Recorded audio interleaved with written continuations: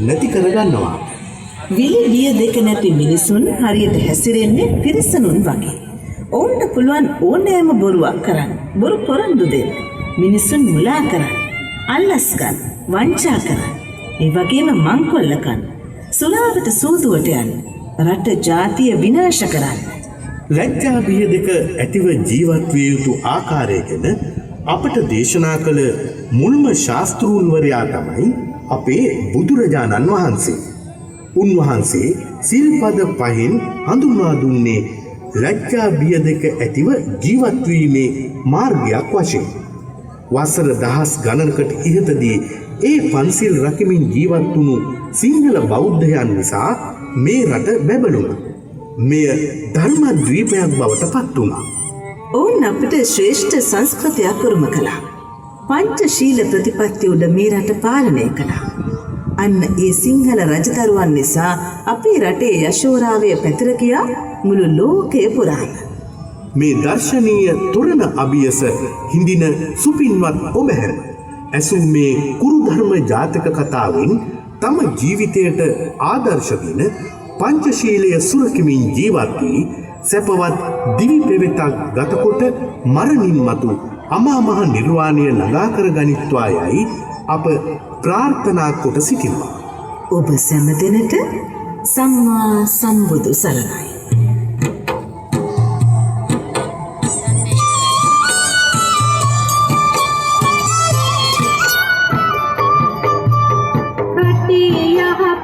සදාලන්නට මෙසේ ඉදිකළ විසක් තොරණින් ඔබට මතු සිත සැදේවායයි පතමුරත නත්තරේ සරණින් මෙදා මේ ඉකිරුණු මනරම් විසක් තොරණින් ඔබට මංගල පංචශීලය රකින්න හැටි විස්තර කළාවේ ජයතු මංගල අගතිය දුරු කරත්වා සදාචාරය රැකගනිත්වා පංචශීලය නිබඳ රකිමින් ජීවිතේ සරු කරගනිත්වා රටට සහනය උදාවීමෙන් හදවතේ ගිනි දැල් නිවේවා සිත් සතන් තුල සමගියේ සහජීවනයේ සුදු මල් පිපේවා දෙවුන්දර තුඩුවෙන් පටන්ගෙන රටේ පේදුරු තුඩුව දක්වා නිදහසේ පියමන් කරන්නට කාට කාටත් ඉඩ ලැබේවා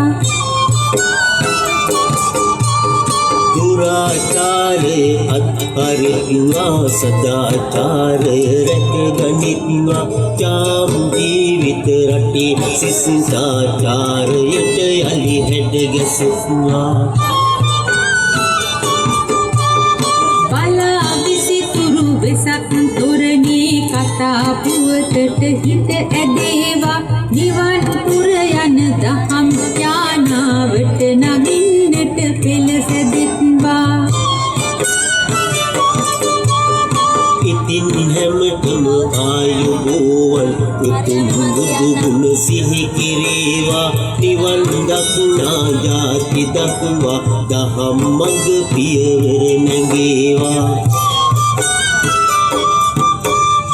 නිවන් දක්නා ජාති දක්වා දහම් මඟ පියවර නැගේවා ආයුබෝවන් ඉතින් සැමටම වාසනාවේ මල් පිපේ